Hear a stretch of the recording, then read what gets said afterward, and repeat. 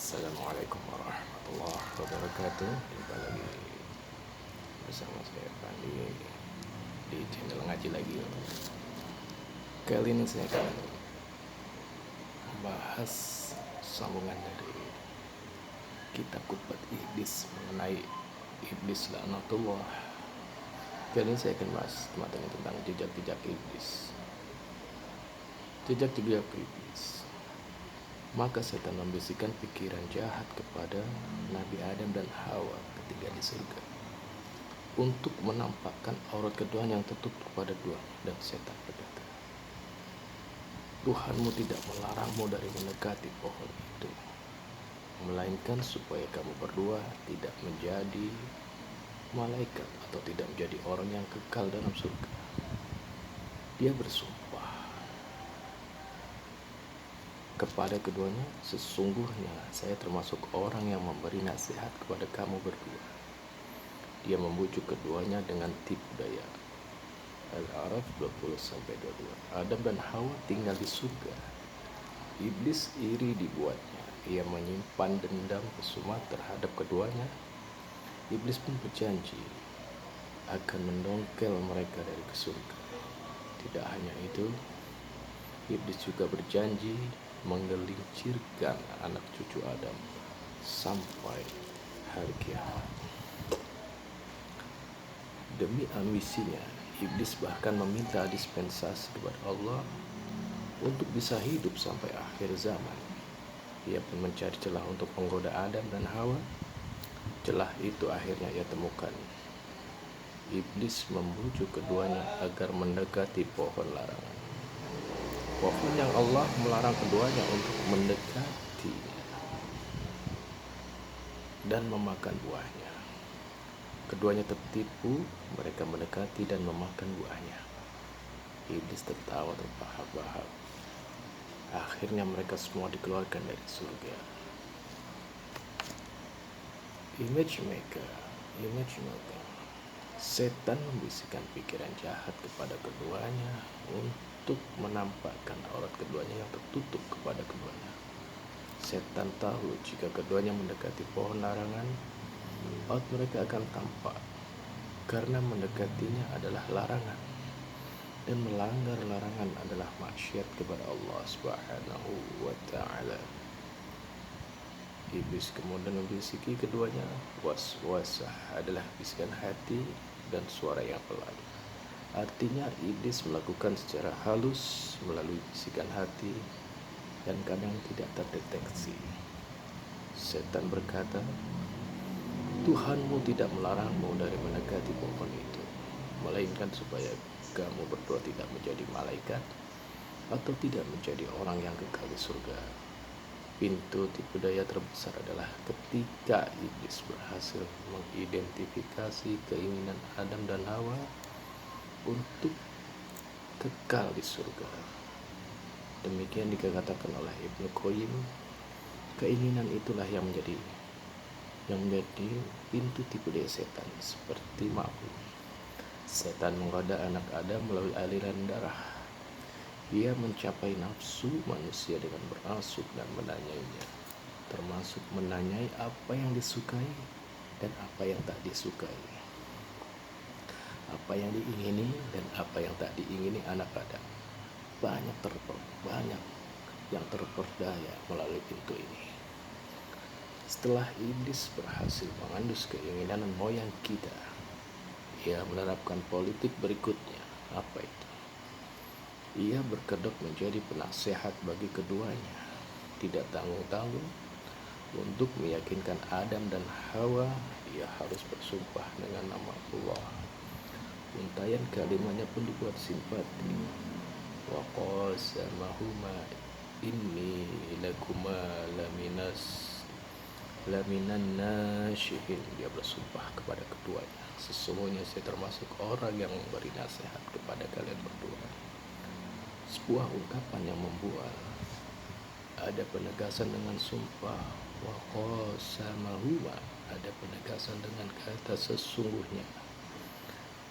Atau ini unsur objek dikedepankan dari subjek lakuma sebelum nasihin. yang mengandung makna pengkhususan sehingga ayat tersebut bisa bermakna, nasihatku kuberikan khusus untuk kalian berdua dan manfaatnya kembali kepada kalian berdua, bukan kepadaku. Pekerjaan menasihati juga diungkapkan dengan isim fa'il yang menunjukkan sifat dan bukan fi'il yang menunjukkan kejadian yang baru terjadi, sehingga ia dapat dimaknai memberikan nasihat adalah sifat, watak, dan profesi, bukan hal yang bersifat insiden. Iblis juga menggambarkan dirinya sebagai salah satu dari banyak penasehat. Laminan nasyihin. Dengan begitu seolah dia berkata, banyak orang menasihatimu dalam hal ini, sedangkan aku hanya salah seorang dari mereka. Ini serupa dengan ungkapan semua orang sependapat denganku dalam masalah ini, dan aku hanyalah salah seorang yang menyuruhmu berbuat begitu. Singkatnya, iblis menggunakan politik meyakinkan, membesarkan hati, dan memberikan solusi untuk sebuah tindakan membohongi, menipu, dan memperdaya untuk meyakinkan ia tampil sebagai pemberi nasihat atau konsultan profesional yang pendapatnya diklaim mewakili pendapat kebanyakan. Bahkan untuk menipu Adam dan Hawa, iblis perlu menjuluki pohon larangan dengan pohon kekekalan. Seperti dalam firman Allah, setan berkata, wahai Adam, maukah kutunjukkan kepadamu pohon kekekalan, syajaratul khuldi, dan kerajaan yang tidak akan binasa. Di Quran surat Taha 120. Politik iblis banyak ditiru pengikut-pengikutnya, termasuk pengikutnya dari golongan manusia. Ada politik penghalusan semacam di atas. Kemungkaran banyak dijuluki dengan nama cantik. Judi dinamakan dengan adu ketangkasan. Dahulu judi bahkan dinamakan sumbangan dana sosial. Pelacur dijuluki wanita, deman riba disebut bunga. Pengingkaran terhadap ayat dinamakan kontekstualisasi. Penyelewengan Al-Quran diklaim membumikan Al-Quran. Pembantaian penduduk sipil disebut penegakan demokrasi. Memerangi Islam disebut memerangi teroris, dan lain sebagainya. Mendompleng keinginan orang juga lazim digunakan para pengikut setan jika mereka bermaksud mempengaruhi orang agar maksud jahatnya terwujud.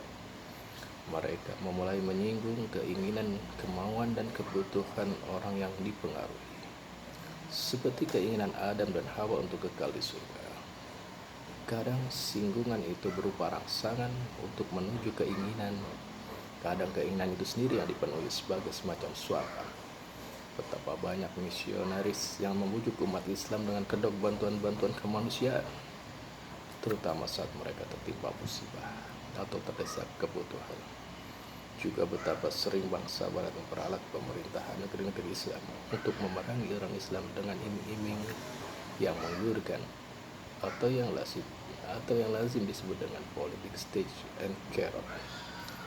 Sebagaimana iblis berkedok menjadi penasehat profesional, pengikutnya di era modern juga demikian. Penasehat yang memberikan arahan dan solusi.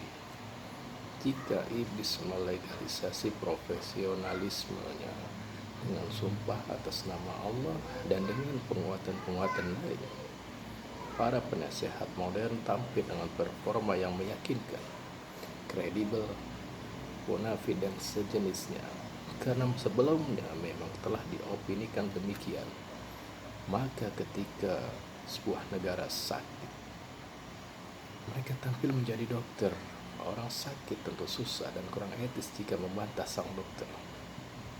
Tak peduli diagnosanya keliru, juga tak peduli obat yang diberikannya racun sekalipun. Betapa banyak negeri yang sami'na wa ata'na didikte oleh lembaga semacam